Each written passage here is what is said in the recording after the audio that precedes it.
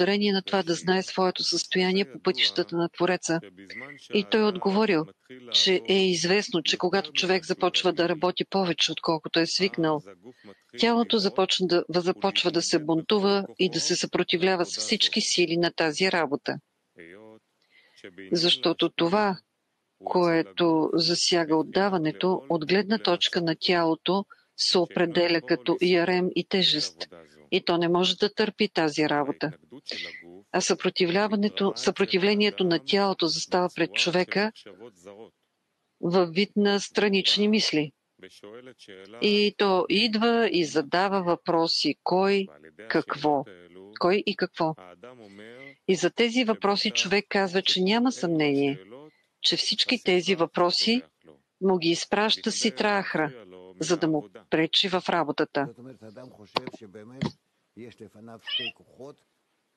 Тоест човек мисли, че пред него има две сили и ако едната сила иска да го придвижи, да достигне до лишма, заради отдаване, да достигне до другарите, да се обедини с другарите, той много не иска много това, но той вижда, че е задължен да направи това.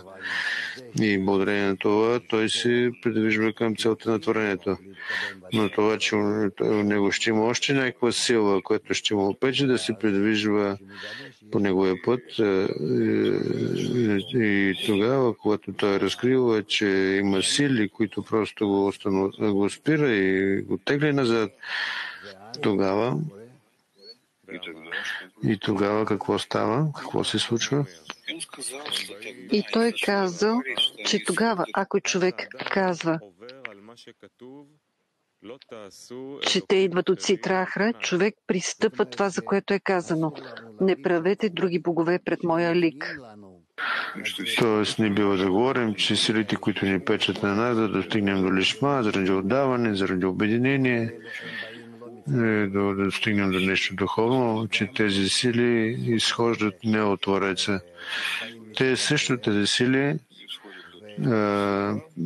произлизат от Твореца и те идват за това, за да ни пречат, които се наричат помощ против него. Така наричат кабалистите нашето желание за получаване, злото начало. Макар и то да представлява противостоящо на нас, то на практика ни дава на нас свойства, усещане, степени и разбиране как правилно да се придвижваме. И макар че то да е против, то се явява помощ. И ние трябва това да го разберем. И причината за това е в това, че човек трябва да вярва, че това идва при него от светата Шхина, защото няма никого освен него. Но светата Шхина показва на човек неговото истинско състояние, как той върви по пътищата на Творец. С други думи, с това, че тя му изпраща тези въпроси, които се наричат странични мисли,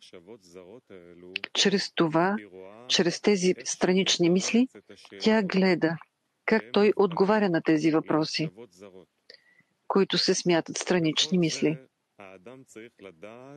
И това всичко е, защото човек трябва да знае своето истинско състояние в работата, за да знае какво трябва да прави. Тоест, тези неща идват при човек, за да може да го насочат правилно, по-насочен към целта на творението, макар и човек това да му се представя като нещо, което му пече, обърква го, отслабва го и той не вижда в това помощ свише. Точно обратното.